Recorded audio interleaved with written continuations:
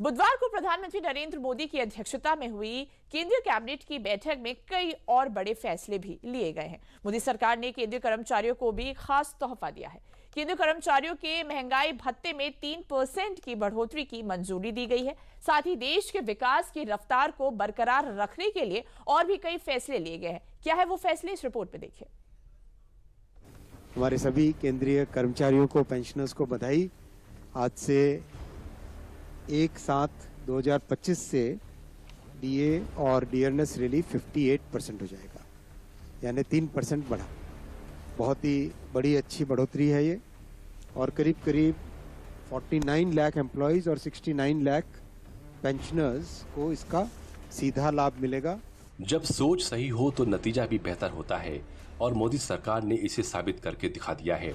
हाल ही में जीएसटी में बदलाव ने देश की अर्थव्यवस्था को नई उड़ान दी है, और अब सरकार ने सीधे देश के लाखों परिवारों की आमदनी और खुशहाली में इजाफा करने का बड़ा कदम उठाया है।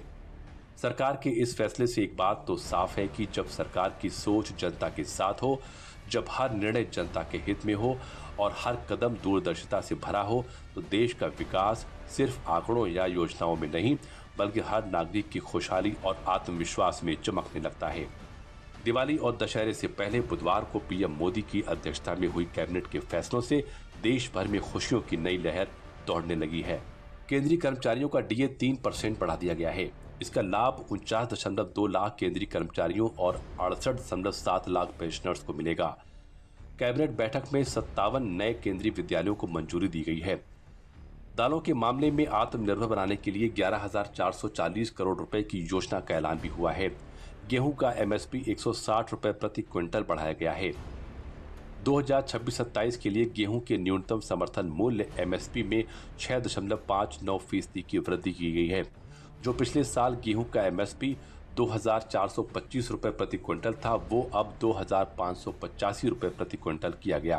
कैबिनेट ने NH 715 पर कालीबोर नुमालीगढ़ के बीच 86 किलोमीटर लंबे रास्ते को 4 लेन बनाने की मंजूरी दी। ये हाईवे तेजपुर और झांझी को जोड़ता है। बायोमेडिकल रिसर्च करियर प्रोग्राम के तीसरे फेज को भी मंजूरी मिली है, जिस पर 1500 करोड़ रुपए खर्च किए जाएंगे। बैठक में 4 नए सेमीकंडक्टर प्रोजेक्ट्स को भी मंजूरी दी गई है।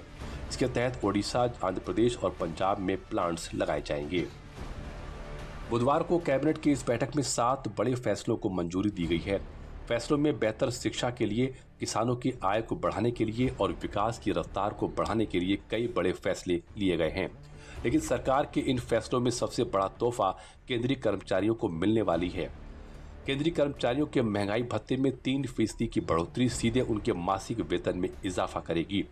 और आखिर सरकार के इस फैसले से कितना फायदा होने वाला है, इसके एक अनुमानित उदाहरण के साथ समझते हैं। 50,000 रुपए की बेसिक सैलरी पर हर महीने 1,500 रुपए का फायदा होने वाला है। पहले डीए 55% मिलता था। उदाहरण के लिए अगर सैलरी 50,000 थी तो डीए का 55% मिलाकर 50,000 का 55% 27,500 रुपए होता था। लेकिन अब नए डीए के प्रतिशत में बदलाव से 58% मिलेगा। 58% डीए का मतलब है 50,000 का 58%, यानी 29,000 रुपए। यानी कुल मिलाकर केंद्र के इस फैसले से 50,000 की सैलरी पर 1,500 रुपए का फायदा होगा। दरअसल महंगाई से निपटने के लिए डीए दिया जाता है। महंगाई बढ़ने के बावजूद सरकारी कर्मचारियों और पेंशन धारकों के जीवन स्तर को बनाए रखने के लिए महंगाई भत्ता यानी डीए दिया जाता है। डीए की दरें all India consumer price index के आधार पर तय होती हैं और ये हर 6 महीने में अपडेट होती हैं। सरकार का ये फैसला पूरे देश के लिए सकारात्मक संदेश भी है। सरकार के इस फैसलों से ये बात साफ है कि जब सोच और नीति सही है तो नतीजा भी बेहतर ही होता है।